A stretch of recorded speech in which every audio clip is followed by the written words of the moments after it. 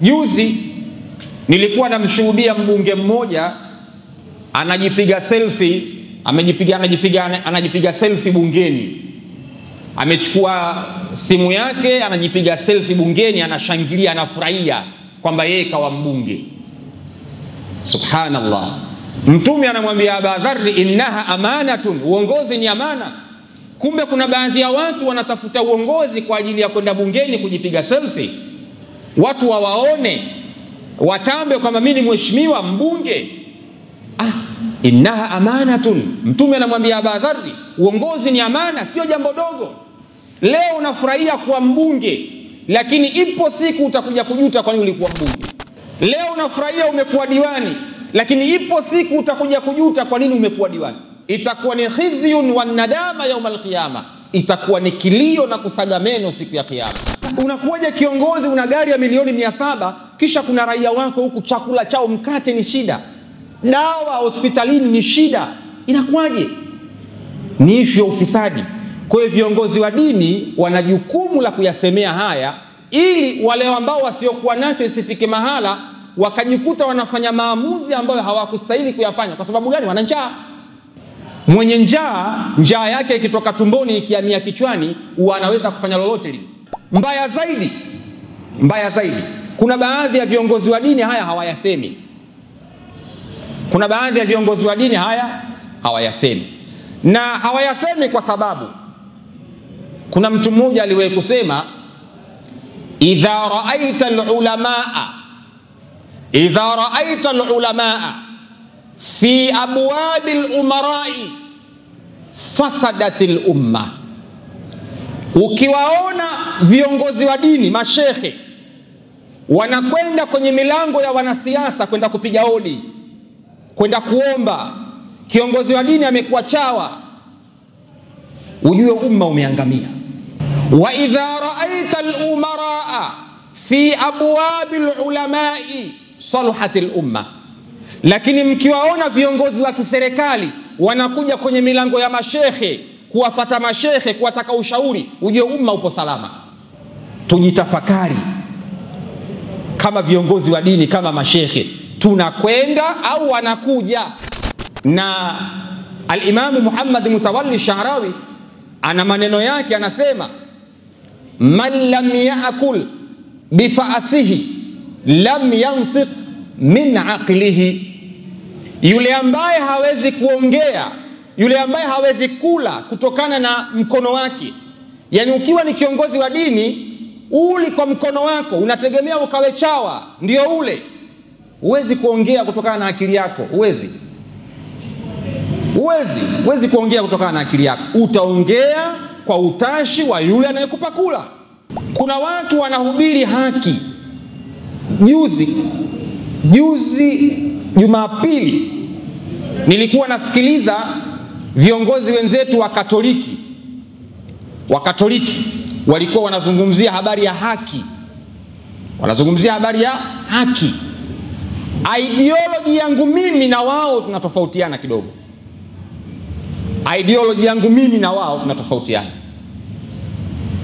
Kila mmoja ana mtazamo wake kwenye hili, lakini kimsingi ni kwamba tunapohubiri haki, tukasema kwamba amani ni tunda la haki, tumekaa ndani hapa siku 5. Nyinyi mashahidi, tumekaa ndani, lockdown siku 5. Hakuna kwenda shule, hakuna kwenda hospitali, hakuna kwenda sokoni, siku 5. Hivi kuna haki ya mwanadamu kama kula? Kuna haki ya mwanadamu kama elimu? Kuna haki ya mwanadamu kama afya? Hizi ni haki za kibinadamu, zilikosekanika kwa sababu hakuna amani. Yani unapoizungumzia haki, inapatikana kwenye amani. Mahala pakishaondoka amani, haki inakuwa haiwezi kupatikana. Kutokana na haya yaliyotokea, kwa sababu kuna watu wamekufa ambao hawakuwa wanaandamana.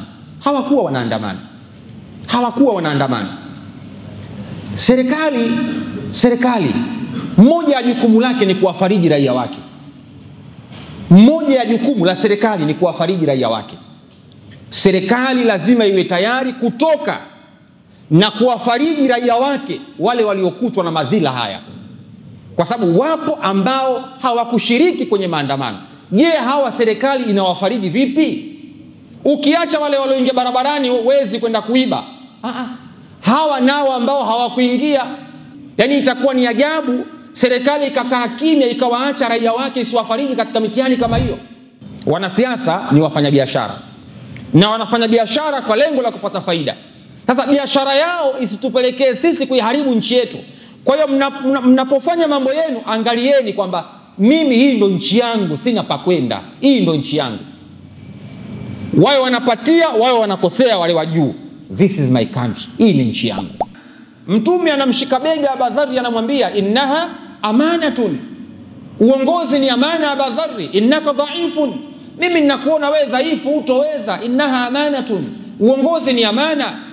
Lakini Mtume hakuishia hapo, akamwambia Abu Dharr, wa innaha yawmal qiyamati khizyu wan nadama, lakini ninakuhakikishia hakika ya uongozi Abu Dharr, siku ya kiyama itakuwa ni majuto na kilio kwa mtu ambaye atakayekuwa ameukamata uongozi. Itakuwa ni majuto na kilio. Innaha yawmal qiyamati khizyu wan nadama, itakuwa ni majuto na kilio siku ya kiyama kwa wale ambao watakaokuwa viongozi. Mtume anamwambia Abu Dharr kwamba wewe ni dhaifu, utoweza, uongozi ni amana. Lakini Mtume hakuishia hapo, akamwambia mimi ninakupendelea wewe Abu Dharr kitu ambacho ninakipenda katika nafsi yangu. Yani maana yake sitaki wewe Abu Dharr uingie katika mtihani siku ya kiyama. Ndio maana sitaki kukupa uongozi wewe. Usione mtu kapewa uongozi ukaona kapendelewa, hapana. Innaha amanatun, uongozi ni amana. Kwa hiyo watu wanatakiwa wajue kwamba uongozi ni amana ambayo inatoka kwa Allah subhanahu wa ta'ala, na watu watakwenda kuulizwa kwa amana hiyo. Juzi nilikuwa namshuhudia mbunge mmoja anajipiga selfie, anajipiga selfie bungeni. Amechukua simu yake anajipiga selfie bungeni, anashangilia, anafurahia kwamba yeye kawa mbunge. Subhanallah. Mtume anamwambia Abu Dharr, innaha amanatun, uongozi ni amana. Kumbe kuna baadhi ya watu wanatafuta uongozi kwa ajili ya kwenda bungeni kujipiga selfie, watu wawaone, watambe kwamba mimi ni mheshimiwa mbunge. Innaha amanatun. Mtume anamwambia Abu Dharr, uongozi ni amana, sio jambo dogo. Leo unafurahia kuwa mbunge, lakini ipo siku utakuja kujuta kwa nini ulikuwa mbunge. Leo unafurahia umekuwa diwani, lakini ipo siku utakuja kujuta kwa nini umekuwa diwani. Leo umekuwa ni mwenyekiti wa serikali ya mtaa, lakini ipo siku utakuja kujuta kwa nini umekuwa mwenyekiti. Leo umekuwa imamu, lakini ipo siku utakuja kujuta kwa nini umekuwa imamu. Leo umekuwa rais wa nchi, lakini ipo siku unaweza kuja kujuta kwa nini nilikuwa rais wa nchi. Innaha amanatun, uongozi ni amana. Uongozi ni amana. Na Mtume hakuishia hapo, itakuwa ni khizyun wan nadama yawmal qiyama, itakuwa ni kilio na kusaga meno siku ya kiyama. Ndugu zangu, hadithi ya bwana Mtume Muhammad sallallahu alayhi wa alihi wasallama inaelezea Mtume akiwa anasema, la tazula qadama abdin yawmal qiyama hatta yusala an umrihi fima afnahu, mtu unyayo wake siku ya kiyama hautoondoka kuelekea sehemu nyingine. Siku ya kiyama hautonyanyuka unyayo wa mtu kuelekea katika janna ya Allah subhanahu wa ta'ala mpaka aulizwe katika mambo makuu manne. Mtume anasema an umrihi fima afnahu, umri wake ameutumiaje? Siku ya kiyama watu watakuwa wanaulizwa, utaulizwa umri wako. Lakini jambo la pili, wa an ilmihi fima fa'ala fihi, elimu yako uliitumiaje? Utaulizwa siku ya kiyama. Lakini Mtume anasema wa an malihi min aina iktasabahu, mali yako utaulizwa uliichumaje? Wa fima anfaqahu, na je uliitumiaje ile mali yako? Utaulizwa siku ya kiyama. Wa an jismihi fima ablahu, mwili wako nao pia utaulizwa siku ya kiyama. Haya ni maswali ataulizwa mtu siku ya kiyama. Lakini nikwambie, baada ya wanadamu kumaliza kuulizwa haya maswali, wale ambao waliokuwa viongozi wataanza kuulizwa kuhusiana na wale waliowaongoza. Innaha amanatun, uongozi ni amana. Wakati watu wanaulizwa maswali haya manne, wakimaliza kujibu wanaondoka. Viongozi hawataondoka, watawekwa pembeni pale kuanza kuulizwa, tuambie wewe ulikuwa imamu, uliwaongoza vipi watu kwenye uimamu wako? Wewe ulikuwa imamu, unawasalisha watu takriban 400 katika sala moja. Kila sala ya mtu mmoja utaanza kuulizwa swala yake, uliichungaje ile swala yake? Je, ilikuwa ni sahihi au uliikosea sala yake? Yani imamu anaanza kuulizwa swala ya mtu mmoja baada ya mwingine. Innaha amanatun, uongozi ni amana. Watu hawajajua uongozi kuwa ni amana. Mtu anachekelea tu, yuko bungeni anapiga selfie, anapigwa picha, anaitwa mheshimiwa, mbunge, diwani, rais, lakini mtu hajajua kwamba uongozi ni amana. Siku ya kiyama utaanza kuulizwa, wewe imamu, swala ya mtu mmoja mmoja. Sasa sikwambii mimi imamu naanza kuulizwa swala za watu 400 ambao nawaswalisha kwa siku mara 5. Kila kipindi kimoja kinaulizwa adhuhuri, swala ya mtu mmoja mmoja. Umewekwa pale unaanza kuulizwa. Je, ukiwa rais wa nchi, kwa mfano katika nchi yetu mtu anaongoza watu milioni 60, atachukua muda gani yule kuanza kuulizwa maswali ya mtu mmoja baada ya mwingine? Sikwambii mtu mbunge wa jimbo la Kinondoni, kuna watu wangapi hapa Kinondoni? Takriban 600,000, 700,000. Utaanza kuulizwa mtu mmoja baada ya mwingine. Sikwambii umekuwa diwani kama rafiki yangu Idrisa Ngatiche, diwani wa Kinondoni, ataanza kuulizwa mtu mmoja baada ya mwingine kwamba bwana, kuna raia wako mmoja alikufa kwa sababu alikosa dawa. Kuna raia wako mmoja alivunjika mguu kwa sababu barabara ilikuwa mbovu. Kuna raia wako mmoja alikufa na njaa kwa sababu alikuwa hana chakula. Maswali yote haya ataulizwa diwani, ataulizwa mbunge, ataulizwa rais wa nchi. Innaha amanatun, uongozi ni amana. Ndio maana Abu Dharr akaambiwa na Mtume kwamba innaha amanatun araka dhaifan, na kuona wewe ni dhaifu Abu Dharr, achana na uongozi. Kwa hiyo watu wanatakiwa wajue kwamba uongozi ni amana. Na linapokuja suala la uongozi, hatuwezi kukwepa kuelezea uadilifu kwenye uongozi. Uadilifu kwenye uongozi hatuwezi kulikwepa hilo. Tunapozungumzia uongozi kuwa ni amana, maana yake kiongozi lazima awe muadilifu. Sayyiduna Umar, niliwahi kuwapa kisa siku moja. Sayyiduna Umar ilikuwa baada ya sala ya Isha, ilikuwa akibakia msikitini, alikuwa anasoma Qur'an. Na Sayyiduna Umar alikuwa ni khalifa wa Uislamu. Sayyiduna Umar alikuwa ni katika miongoni mwa masahaba 10 waliobashiriwa pepo na Bwana Mtume Muhammad. Alikuwa akibakia msikitini baada ya sala ya Isha anasoma Qur'an. Lakini zamani kulikuwa na taa za kandili zile. Sio kama leo kuna umeme, taa za kandili. Sayyiduna Umar alikuwa anakwenda anazima zile taa, anazima. Siku moja sahaba mwenzie akaenda kumuuliza kwamba kwa nini unazima taa hali ya kuwa unasoma Qur'ani? Je, utaonaje? Sayyiduna Umar akamwambia, taa hizi zimewekwa kwa manufaa ya umma wa Kiislamu, hazikuwekwa kwa manufaa yangu mimi. Mimi nasoma Qur'ani, faida ya thawabu napata mimi, hawapati watu wengine. Thawabu napata mimi. Kwa nini nitumie taa ambazo ni mali ya umma wa Kiislamu kwa manufaa yangu binafsi? Kiwango hiki cha uadilifu wa Umar kinatuonyesha juu ya umuhimu wa viongozi kuwa waadilifu. Na siku zote ili kiongozi awe mzuri ni lazima awe mwadilifu. Sasa unapozungumzia uongozi hauwezi acha kuzungumzia uadilifu. Kwa hiyo uadilifu ni jambo la kwanza. Uadilifu ni jambo la kwanza. Kwa hiyo sisi kama viongozi wa dini tuna jukumu la kuhubiri uadilifu katika nchi na kuwaambia wale ambao wametaka amana ya kiuongozi wawe waadilifu. Ufisadi ni jambo ambalo limekithiri. Ufisadi ni jambo ambalo viongozi wa dini wanatakiwa walisemee, waseme kama kuna mahala kuna ufisadi usemwe, ili wale waliopewa dhamana waelewe kwamba huu ni ufisadi na haufai mbele ya Allah subhanahu wa ta'ala. viongozi wa dini wasipofanya kazi ya kusema kwamba hapa kuna ufisadi, hapa kuna ufisadi, ni nani atakayesema? Ni nani atakayesema? Mwanawachuoni mmoja anaitwa al-Imam Humayd Salim kwenye kitabu chake cha Jawharun Nidham ana maneno anasema, wa alimu biilmihi lam ya'malan ashaddu fi at-ta'dhibi liman jahila. Mwanawachuoni ambaye elimu yake inakuwa haina manufaa, inakuwa haina kazi yoyote, yani anakuwa kwenye adhabu kali kuliko ni mtu aliyekuwa mjinga. Mwanawachuoni elimu yake ikiwa haina impact yoyote, haina manufaa, yani maana yake anaona ule uovu, anaona ufisadi, anaona viongozi hawafanyi uadilifu, kisha kiongozi wa dini akakaa kimya, huyu anakuwa yupo kwenye adhabu kubwa kuliko ni mjinga. Kwa hiyo viongozi wa dini wana jukumu la kusema na kueleza kwamba jamani, kuweni waadilifu.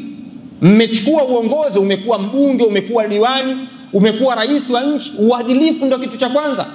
Kwa sababu uadilifu ndio utamfanya raia wa chini aweze kupata haki yake.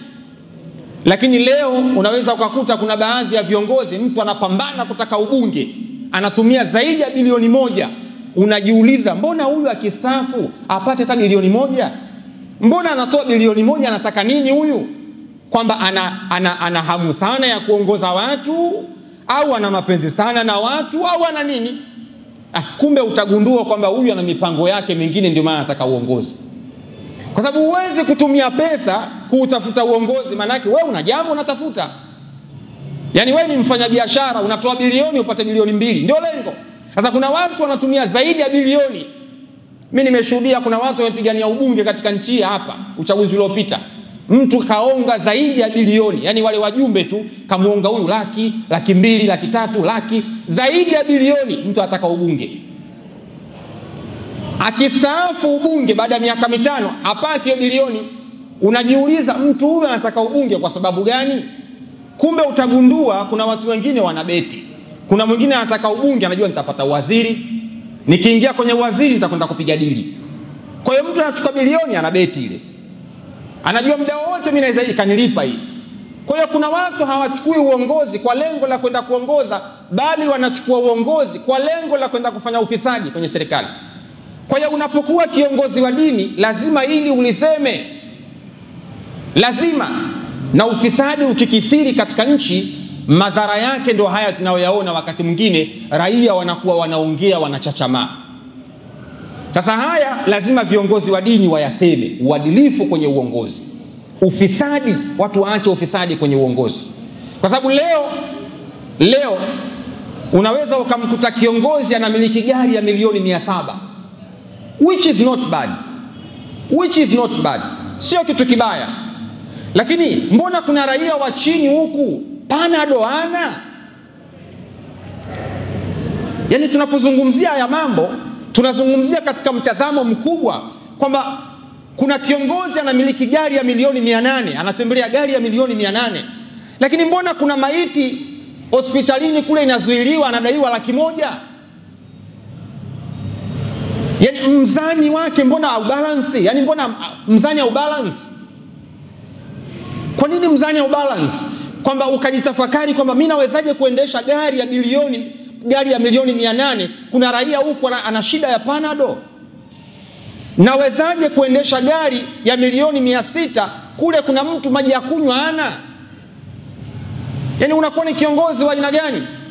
Sayyidina Omar ilifika mahala, siku moja alikuwa anatembea katika nyumba.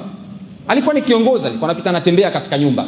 Akakuta kuna familia moja imelala, imeshinda njaa. Mama ameweka mawe, ameweka kuni na chungu juu, kwenye kile chungu kaweka mawe ndani yake, kinatokota hivi. Lengo lake anawadanganya wanawe kama vile kuna chakula ili walale. Chungu kinatokota muda wote hivi, kumbe maji ya moto, mama kaweka mawe ndani yake, hawana chakula. Sayyidina Omar akaiona ile hali. Alipoiona ile hali, akaenda kumuuliza ule mama, mbona vile? Mama akamwambia, wallahi kuna kiongozi mmoja ameingia muovu kweli katika nchi, bila ya kujua yule anayeongea naye ndio khalifa wa Uislamu, ndio kiongozi katika ule mji. Kwa nini? Akamwambia, wallahi nimeshinda njaa mimi na wanangu wanalia wale pale. Wanalia wanangu wale pale, hawana chakula. Sayyidina Omar machozi akaanza kumtoka. akatoka mbio akaenda kwenye Baitul Mal, akaenda akabeba chakula begani yeye mwenyewe, akawa anaelekea kumpelekea chakula yule mama.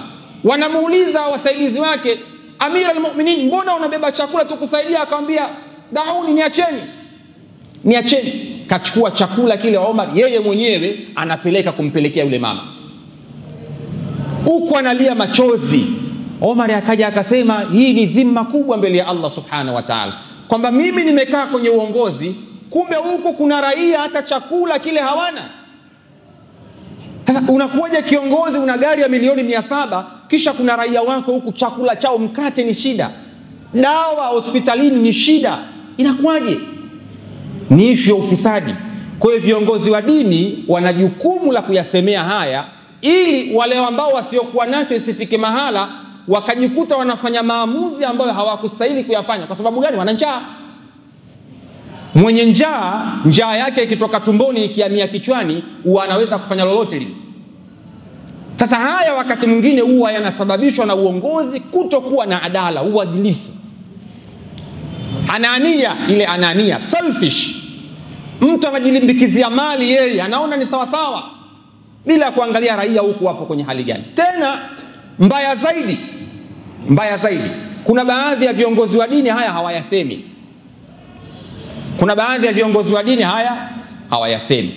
Na hawayasemi kwa sababu kuna mtu mmoja aliwahi kusema, idha ra'aita al-ulamaa fi abwabil umara'i fasadatil umma. Ukiwaona viongozi wa dini, mashekhe, wanakwenda kwenye milango ya wanasiasa kwenda kupiga hodi, kwenda kuomba, kiongozi wa dini amekuwa chawa, ujue umma umeangamia. Kikifikia kiwango hiko, idha ra'aita al-ulamaa fi abwabil umara'i fasadatil umma, mkiwaona viongozi wa dini, mashekhe, wapo kwenye milango ya wanasiasa wanakwenda kuomba, wamekuwa chawa, umma umepotea. Wa idha ra'aita al-umaraa fi abwabil ulama'i salahatil umma, lakini mkiwaona viongozi wa kiserikali wanakuja kwenye milango ya mashekhe kuwafata mashekhe kuwataka ushauri, ujue umma upo salama. Tujitafakari kama viongozi wa dini, kama mashekhe, tunakwenda au wanakuja? Ikiwa tunakwenda, umma huwezi kubakia salama, lakini kama wanakuja, umma utakuwa salama. Sasa wakati mwingine maharibiko yanatokea kwa sababu viongozi wa dini hawaja play part yao, wamekuwa ni machawa. Sasa wakishakuwa chawa viongozi wa dini, maana yake madhara lazima yatokee katika jamii. Niwapeni hadithi moja ya Bwana Mtume Muhammad sallallahu alayhi wa alihi wasallam. Mtume anasema, idha ra'aita al-alima yukhalitu sultana mukhalatatan kathiratan fa'lamu annahu lissun. Ni hadithi ya Bwana Mtume Muhammad, ameipokea Abu Huraira, ni hadithi sahihi. Mtume anasema, idha ra'aita al-alima, utakapomuona mwana wa chuoni, Mtume anasema utakapomuona mwana wa chuoni, yukhalitu sultana, anapenda sana kwenda kufungamana na watawala, yani yeye ni mtu wa kwenda kuunga milango kwa watawala. Tena Mtume akasema mukhalatatan kathiratan, mara kwa mara namuona anakwenda kenda huku, namkuta yupo kwa mbunge, mara kaingia kwa rais, mara yupo kwa diwani na kiongozi wa dini. Mtume anasema fa'alamu annahu lisun, tambua ya kwamba kiongozi wa dini atakuwa ni mwizi. Sio mimi, manake inawezekana, ni hadithi ya Mtume Muhammad. Ukimuona kiongozi wa dini anapenda kuchangamana sana kwenda kupiga mizinga kwa viongozi wa kiserikali, Mtume anasema fa'alamu annahu lisun, elewa ya kwamba fa'alam annahu lisun, elewa ya kwamba mtu huyu atakuwa kwa vyote ni mwizi, na yeye anashirikiana na wale kuiba. Hiyo ni hadithi ya Bwana Mtume Muhammad. Kwa hiyo maana yake viongozi wa dini lazima wa play part yao kwenye kukemea ishu za ufisadi na uadilifu. Kwa hiyo nafasi ya viongozi wa dini katika nchi yetu ni kubwa. Wakati mwingine kuna maafa yanatokea ni kwa sababu viongozi wa dini hawakuplay part yao. Lau kama viongozi wa dini wana play part yao, maafa yanakuwa hawezi kutokea. Kama tunaona kuna ufisadi, uadilifu hakuna, viongozi wa dini wakasema, maafa yanawezaje kutokea? Hawezi kutokea. Lakini leo hali ipoje? Ndio tunashuhudia mashehe wamekuwa chawa. Mtu anaona kabisa kwamba kuna ufisadi hapo unafanyika. Mtu anaona kwamba hapa uadilifu hakuna. Mtu anaona kwamba hili sio sawa.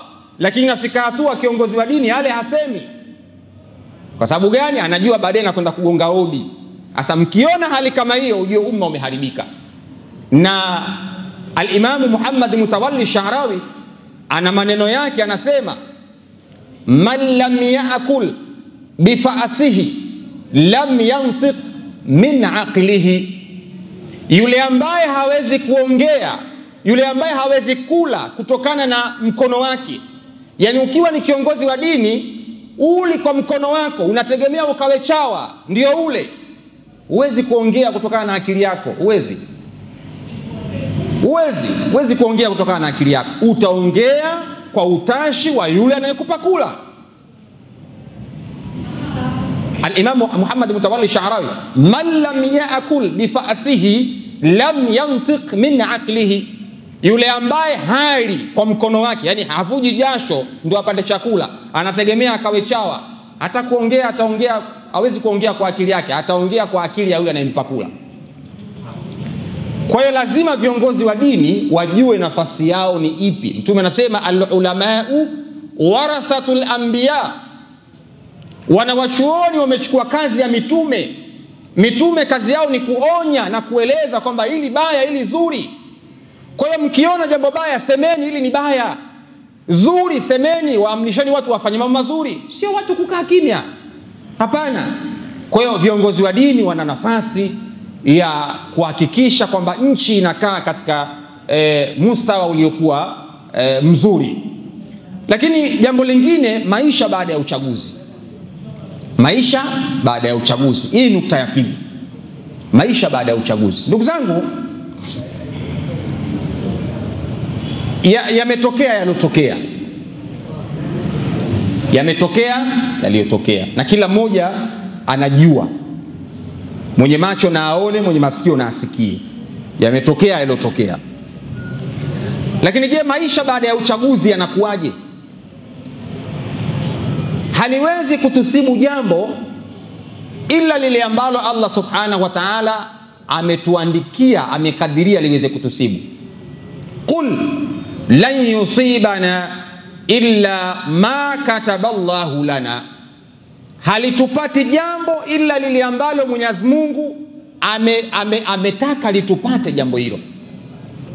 Yametokea yalotokea, Allah subhanahu wa ta'ala amekadiria hayo yatokee, yalotokea. Lakini je, maisha baada ya uchaguzi yanakuwaje?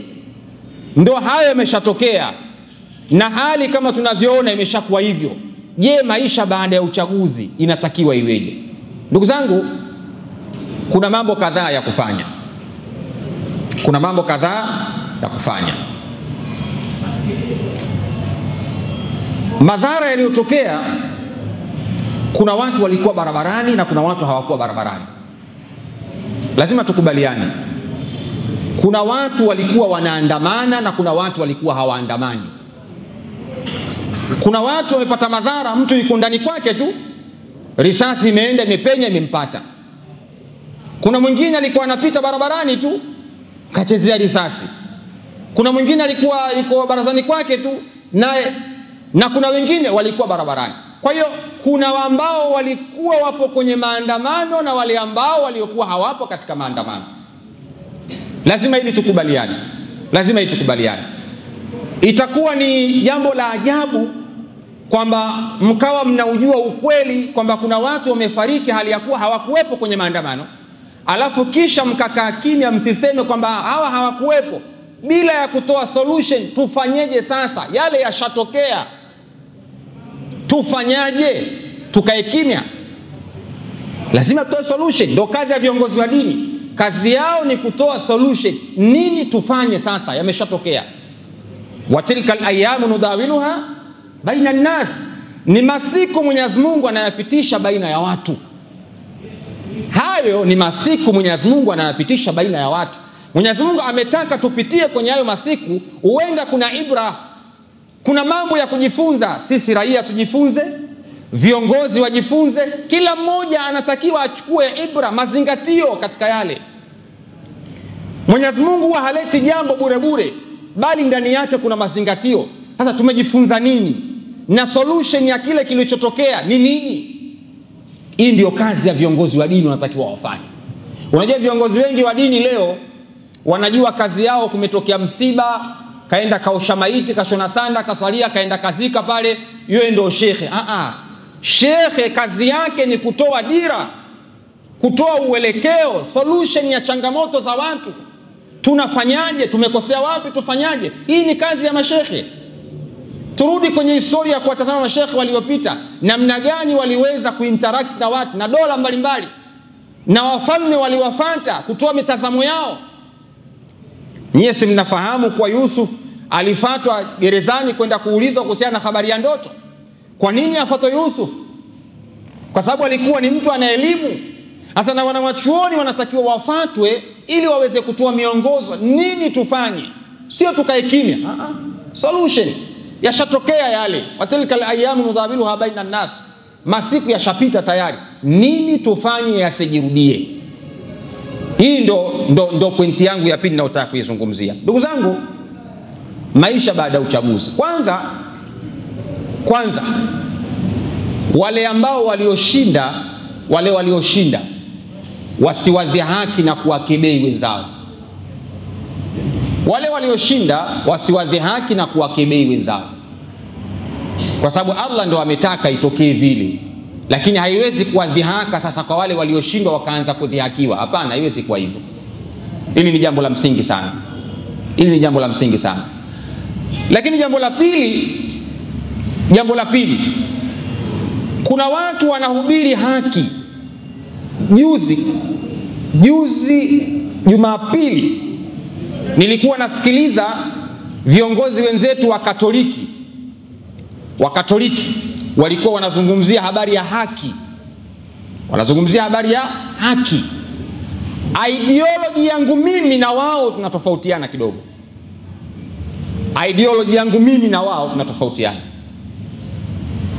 Kila mmoja ana mtazamo wake kwenye hili, lakini kimsingi ni kwamba tunapohubiri haki, tukasema kwamba amani ni tunda la haki, tumekaa ndani hapa siku 5. Nyinyi ni mashahidi, tumekaa ndani, lockdown siku 5. Hakuna kwenda shule, hakuna kwenda hospitali, hakuna kwenda sokoni, siku 5. Hivi kuna haki ya mwanadamu kama kula? Kuna haki ya mwanadamu kama elimu? Kuna haki ya mwanadamu kama afya? Hizi ni haki za kibinadamu, zilikosekanika kwa sababu hakuna amani. Yani unapoizungumzia haki inapatikana kwenye amani. Mahala pakishaondoka amani, haki inakuwa haiwezi kupatikana. Jeshi liliingia mtaani hapa, tuko ndani, watoto hawaendi shule, watu hawaendi hospitalini, hakuna sio elimu, hakuna sio chakula, tumefungiwa ndani, kila mmoja analalamika. Na hizo ndo haki za kibinadamu. Afya, elimu, chakula ni haki za kibinadamu, ni mahitaji ya msingi ya kibinadamu. Tulikosa. Kwa nini? Kwa sababu hakuna amani. Kwa hiyo ili uidai haki lazima kuwepo na amani kwanza, ndio utadai haki yako. Kwa mfano, unataka huduma za afya nzuri, unataka elimu iliyokuwa bora, unataka kusiwe na ufisadi. Haya yote unayoweza kuyadai kukiwa na amani. Kukishakuwa hakuna amani, jeshi lipo mtaani, hizo haki zako unazidai wapi?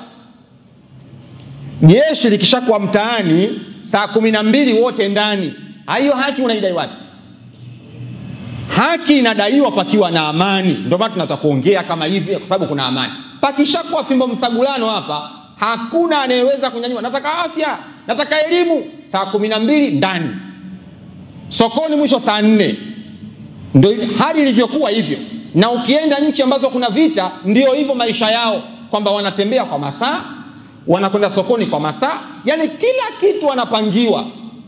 Hayo haki utaidai wapi pakishakuwa hakuna amani?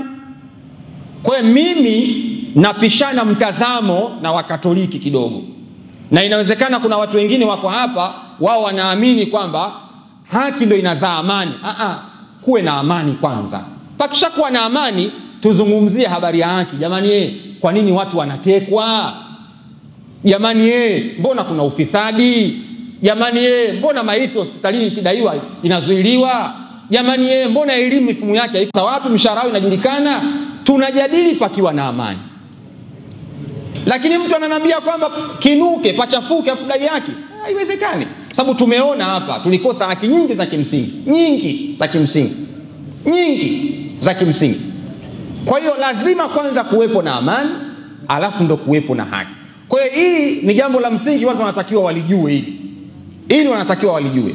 Lakini jambo la tatu naotaka kulizungumza, maisha baada ya uchaguzi, ni lazima kuwepo na maridhiano.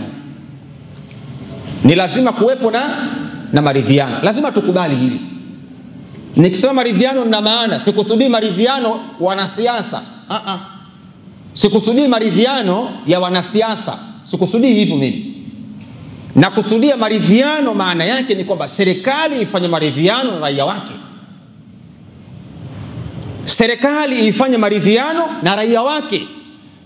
Lazima ifanye maridhiano na raia wake. Raia wanataka nini? Wanasemaje? Unajua serikali, maana ya serikali maana yake ni kikundi cha watu wachache kilichoteuliwa na waliokuwa wengi ili waweze kuwaongoza wale waliokuwa wengi kwa matakwa ya wale waliokuwa wengi. Hii ndio maana ya serikali. Usitafute definition kubwa. Serikali maana yake ni kikundi cha watu wachache kilichoteuliwa na watu wengi ili waweze kuwaongoza hawa wengi kwa makubaliano ya hawa wengi. Ndio maana ya serikali. Otherwise kama mtu atakuwa na tafsiri yake nyingine ya serikali, lakini kimsingi ni kwamba kama kuna jambo, serikali inatakiwa irudi kwa raia wake. Raia mnasemaje? Kwani kuna nini? Kuna shida gani? Kwa hiyo kwenye haya yaliyotokea, serikali lazima ifanye maridhiano na raia wake, iwasikilize raia wanasemaje, wanataka nini. Hili ni jambo la kwanza. Lakini jambo la pili, kuna watu wamekamatwa katika nchi. Wapo. Na baadhi ya kesi za kisiasa zipo. Kuna watu wana kesi za kweli, wamefanya makosa kweli kabisa. Lakini ipo haja, ili kutengeneza maridhiano yaliyokuwa mazuri, ipo haja ya wale ambao wana kesi za kisiasa watolewe. Wale ambao wana makosa ya kweli, sheria ifuate mkondo wake. Lakini wale ambao wana kesi za kisiasa, ni ila za kisiasa, mimi nazungumza kama kiongozi wa dini kwamba ifike mahala, kwa kuangalia mustakabali mpana wa taifa, ifike mahala waondolewe zile kesi, waachiwe. Hiyo ndio namna bora kutengeneza maridhiano. Yaani hamwezi kutengeneza maridhiano kisha kuna baadhi ya watu wako gerezani kule kwa kesi ambazo hazina msingi wowote. Kwa hiyo lazima wale nao waachiwe, tutengeneze maridhiano. Hili ni jambo la pili. Lakini kuna jambo la tatu, kutokana na haya yaliyotokea, kwa sababu kuna watu wamekufa ambao hawakuwa wanaandamana.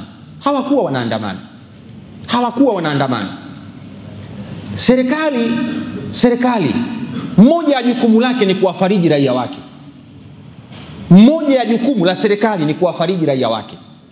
Serikali lazima iwe tayari kutoka na kuwafariji raia wake wale waliokutwa na madhila haya, kwa sababu wapo ambao hawakushiriki kwenye maandamano. Je, hawa serikali inawafariji vipi? Ukiacha wale walioingia barabarani wezi kwenda kuiba, hawa nao ambao hawakuingia, hawa ambao nao walifuatwa ndani wakapigwa risasi bila ya hatia, hawa wale ambao risasi zimeingia bahati mbaya ndani ikampata mtu kafa, serikali lazima iwafariji.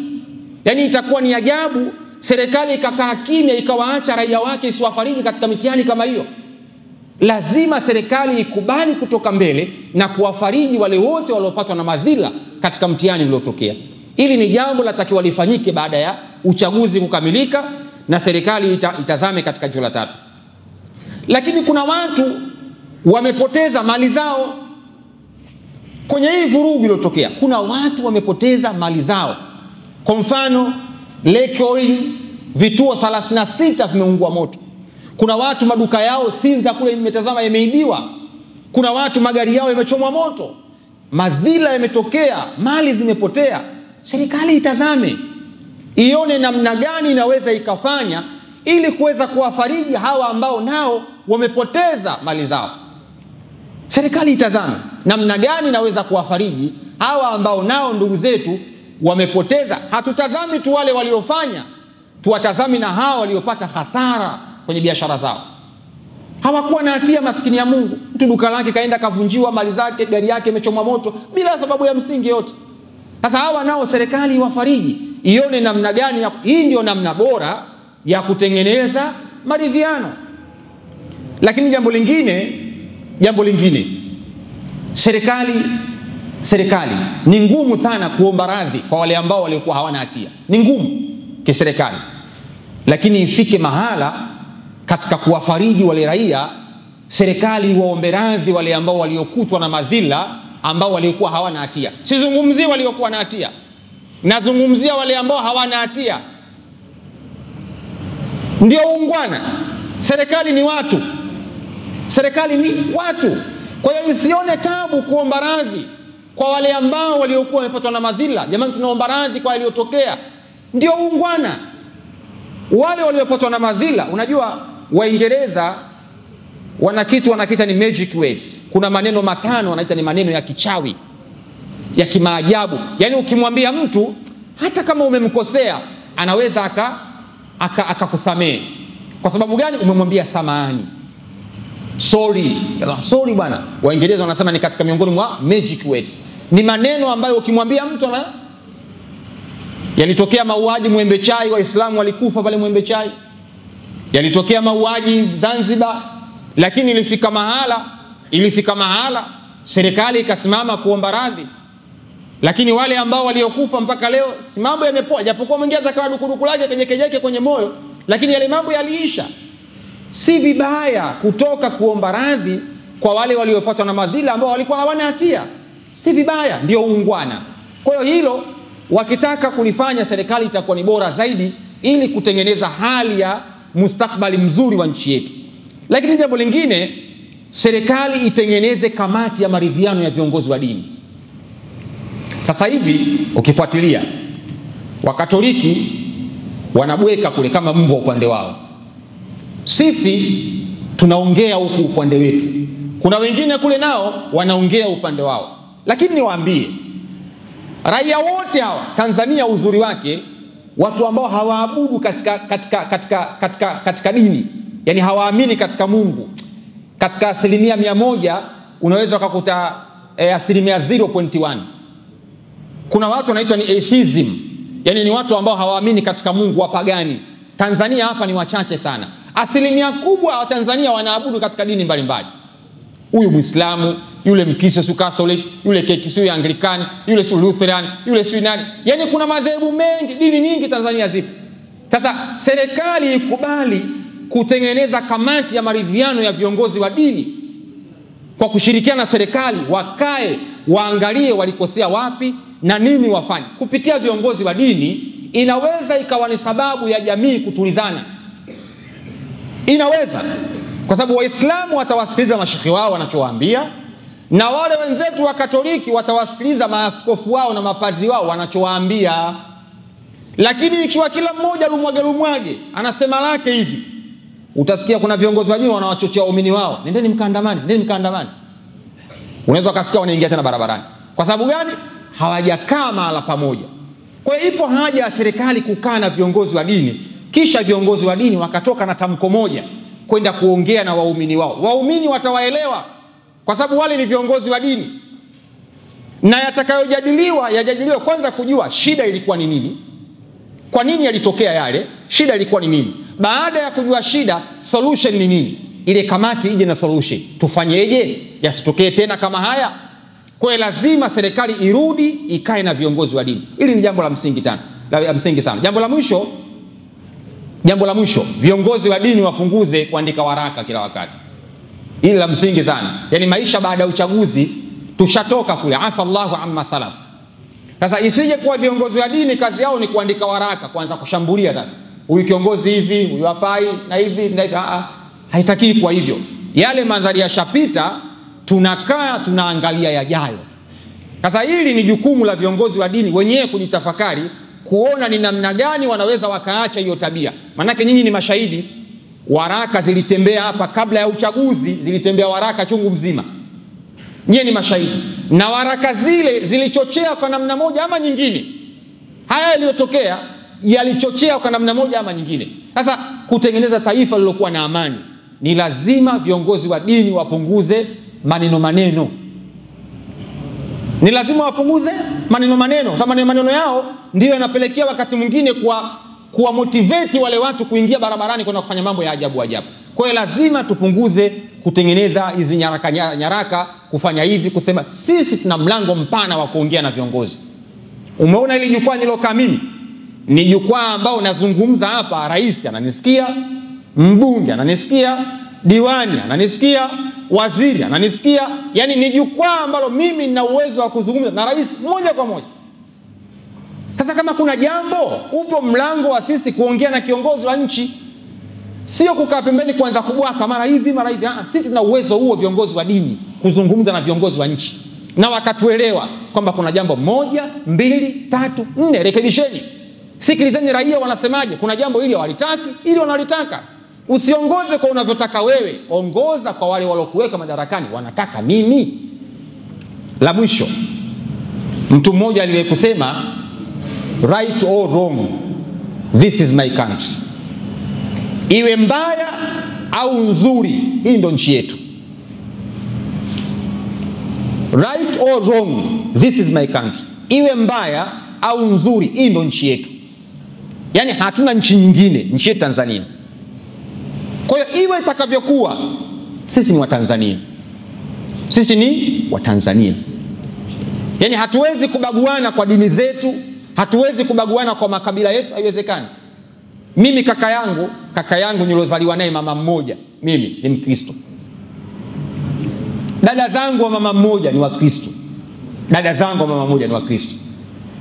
Wakristo tena wakuzaliwa. Kabisa. Unanitenganishaje na hawa ndugu zangu? Kwa hiyo mwisho wa siku Utanzania wetu unakuwa first priority. Priority namba 1 ni Utanzania wetu. Right or wrong, this is our country. Iwe wanapatia viongozi wanakosea, lakini ni nchi yetu. Hatuwezi kushiriki kwenye kuibomoa nchi yetu. Haiwezekani. Kwa sababu za udini au kabila. Tukianza kubaguana kwa ishu za udini, tutauana wenyewe kwa wenyewe. Mimi nitakaa kuanza kumwinda kaka yangu, manake ni Mkristo. Nitaanza kumwinda kaka yangu, na kaka yangu naye atakuwa ananiinda, mtu na mdogo wake. Tutauana wenyewe kwa wenyewe. Asilimia kubwa humu koo zetu zimeungana. Kuna Waislamu, kuna Wakristo. Tukianza kuongea mambo ya ajabu udini, itakuwaje ya Rabbi? Itakuwaje? Ndugu, itakuwaje? Mtatazamana vipi? Mtauana wenyewe kwa wenyewe. Kwa hiyo iwe nzuri iwe mbaya, hii ni nchi yetu. Na wanasiasa kama wafanyabiashara wasitupelekee sisi kuiharibu nchi yetu. Wanasiasa ni wafanyabiashara, na wanafanya biashara kwa lengo la kupata faida. Sasa biashara yao isitupelekee sisi kuiharibu nchi yetu. Kwa hiyo mnapofanya mambo yenu, angalieni kwamba mimi hii ndo nchi yangu, sina pa kwenda. Hii ndo nchi yangu. Wao wanapatia, wao wanakosea wale wa juu. This is my country. Hii ni nchi yangu. Kwa hiyo hili ni jambo la msingi sana na inatakiwa tuweze kulifanyia kazi. Lakini jambo la mwisho,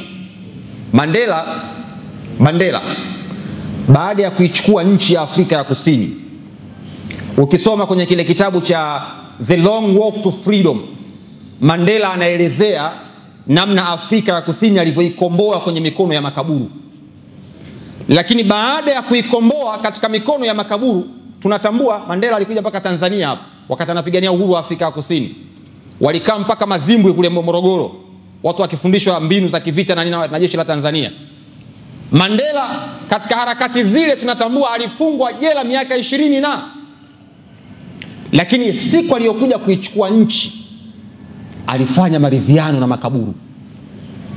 Alifanya maridhiano na makaburu. Na tunajua sisi wa Tanzania ilifika mahala tulikuwa tunaimba mpaka nyimbo za kuwatetea wa Afrika ya Kusini namna walivyokuwa wanauawa kule Soweto. Nyie Soweto hamkufika, mimi nimefika Soweto. Mimi Soweto nimefika. Maisha ya Soweto hapa Kinondoni hapa Kinondoni, maisha hapa mazuri hapa Ushuani. Soweto hakufai maisha yake. Yaani vijumba vya kule ni vijumba vya bati. Mimi nimefika kule. Nimeyaona maisha ya Soweto. Nimefika zile historical places, sehemu za kihistoria za wa South Africa, namna walivyokuwa wanapata tabu, namna walivyouana. Nimefika, nimeona shida walioipata. Nimeona walivyokwenda Zimbabwe, nimefika Zimbabwe. Namibia walikwenda Afrika, walikimbia. Swaziland walifika. Kote huko nimetembea. Nimeona namna walivyopata tabu. Lakini end of the day, Mandela alipoichukua nchi alifanya maridhiano na makaburu. Kamati ya maridhiano ya Afrika ya Kusini iliongozwa na Desmond Tutu. Mnamjua yule mshindi wa Nobel, ana heshima kubwa Afrika ya Kusini. Kamati ya maridhiano baina ya Afrika ya Kusini na makaburu iliongozwa na Desmond Tutu. Wakakaa wakafanya maridhiano, na upande wa makaburu alikuwa ni Botha, au anamuita Botha watu wengine, lakini ni Botha. Walikaa wakafanya maridhiano, na mwisho wa siku nchi ya Afrika ya Kusini leo ipo. Japokuwa kuna kajiubaguzi kapo, lakini Mandela baada ya kuichukua nchi hakulipiza kisasi. Hakulipiza kisasi, alikaa meza moja na makaburu. Tena niwapeni kisa kimoja. Pale Johannesburg kuna sehemu wanapaita Rostenville. Ni mji upo nje kidogo kama unavyoona Tegeta. Kama hapa Kinondoni na Tegeta. Kwa hiyo Rostenville ni mji upo kama Tegeta. Mandela baada ya kuchukua nchi, siku moja akawa amekaa kwenye mgahawa. Baada ya kukaa akamuona askari mmoja wa kikaburu. Baada ya kumuona Mandela ameingia na ulinzi na nini, yule askari akawa anataka kukimbia. Mandela akawaambia wasaidizi wake, nendeni mkamuite yule. Kamuiteni, kamchukue mleteni hapa.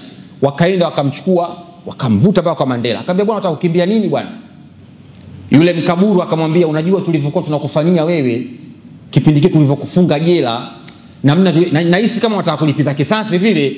Kila nikikutazama naona kama vile. Mandela akamwambia, what is happening is happened. Yani kilichotokea kimeshatokea tayari. Hatuwezi kurudi nyuma tena kwamba tukaangalia mlinifanya nini hapa. Mandela alifungwa jela ndani ya jela. Mandela alifungwa jela ndani ya jela. Yani jela alafu kuna chumba kingine cha jela. Alafu yuko peke yake ndani. Chumba kidogodogo. Mimi nimefika Robben Island. Nimefika, maana yake nazungumza vitu ambavyo navijua, na najua mpaka kamati ile ya maridhiano ya Desmond Tutu ilizungumza nini na walimaliza nini katika mazungumzo yao. Solution ilikuwa ni nini baada ya pale? Kwa hiyo hakuna kinachoweza kuponya taifa lolote baada ya dhiki kupitia dhiki hiyo isipokuwa lazima watu wakae chini wafanye maridhiano. Itakuwa ni ajabu na itakuwa ni serikali ya ajabu baada ya madhila kutokea, watu wengine wakamwaga damu wasiokuwa na hatia, kisha serikali ikaweka pamba masikioni kama vile hakuna kilichotokea. Itakuwa ni ajabu. Itakuwa ni serikali ya ajabu. Itakuwa ni serikali ya ajabu. Lakini serikali yenye macho na yenye masikio lazima ikubali kukaa chini na kufanya maridhiano na raia. Wanataka nini? Tulikosea wapi? Kuomba radhi, kuwafariji.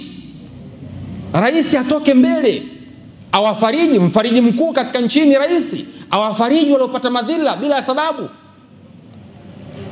Hawafariji. Na huo ndio utamaduni wa Kitanzania. Kwa hiyo hii ndio ilikuwa darsa ya leo, kuelezea uongozi kuwa ni amana.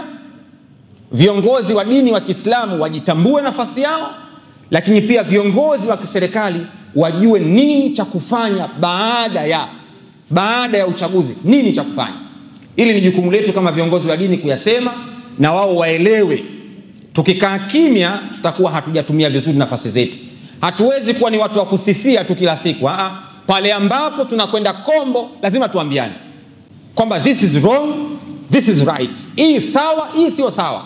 Kile cha sawa tunaongeza kwenye usawa. Kile ambacho hakiko sawa tunarekebisha kwa maslahi mapana ya taifa letu na nchi yetu na raia wetu.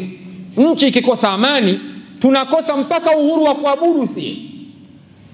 Tulishindwa kuswali mpaka Ijumaa hapa kwa sababu ya amani hakuna. Sasa haya tunayasema kwa sababu tunaitakia mema nchi yetu. Hatuwezi kukubali kikundi cha watu wachache tulichokipa dhamana ya kuongoza kisha wakawa wanataka kuongoza wanavyotaka wao. Hiyo haiwezekani. Lazima waongoze kwa mujibu wanavyotaka raia. Wanasemaje? Wanataka nini? Yale yanayowezekana wanayatekeleza, na yale ambayo hayawezekani. Hiyo ndio serikali. Inshallah tuadhini, baada ya hapo tumalizie maswali mawili ili tuingie katika sala ya Isha inshallah. Wa alaikum salaam wa rahmatullahi wa barakatuh. Nashukuru kwa kuikumbusha serikali katika wakati mgumu tuliokuwa nao, lakini pia chukue nafasi hii kuwakumbusha Watanzania na vijana na hata watu wazima, wakati wa mambo kama haya yanapotokea, tusiwe na ile mihemko, kwa sababu kama ni ishu ilikuwa ni maandamano, laza za maandamano duniani zinafahamika. Lakini badala yake imefika kipindi mpaka tukawa tunachukiana sisi kwa sisi. Manake mtu ameacha duka lake, hata amefunga, mtu anakuja analivunja. Kwa hiyo ikafika kipindi hata mtu aliyokuwa akishabikia hiyo hali baadaye alijiuta. Sasa kwa kifupi ni kwamba Watanzania kama tumekuwa na hali ya namna hii, tuangalie wenzetu duniani huwa wanafanyaje. Maandamano ni message, sio kufosi, ni message ifike sehemu basi. Lakini masuala ya upolaji, masuala ya kufikiria mambo mabaya kwa watu wengine, hivi vitu havifai. Ni vitu ambavyo sisi kwetu tunatakiwa tujirekebishe, isitokee tena hali kama namna hiyo. Lakini jambo la mwisho, mimi naona hii kitu haina maswali sana kwa sababu ni message kwa government. Lakini jambo la mwisho nitakao tupe faida ya yale maneno matano ya kichawi. Maana umetupa moja tu, lakini umetamka kuna maneno matano ya kichawi.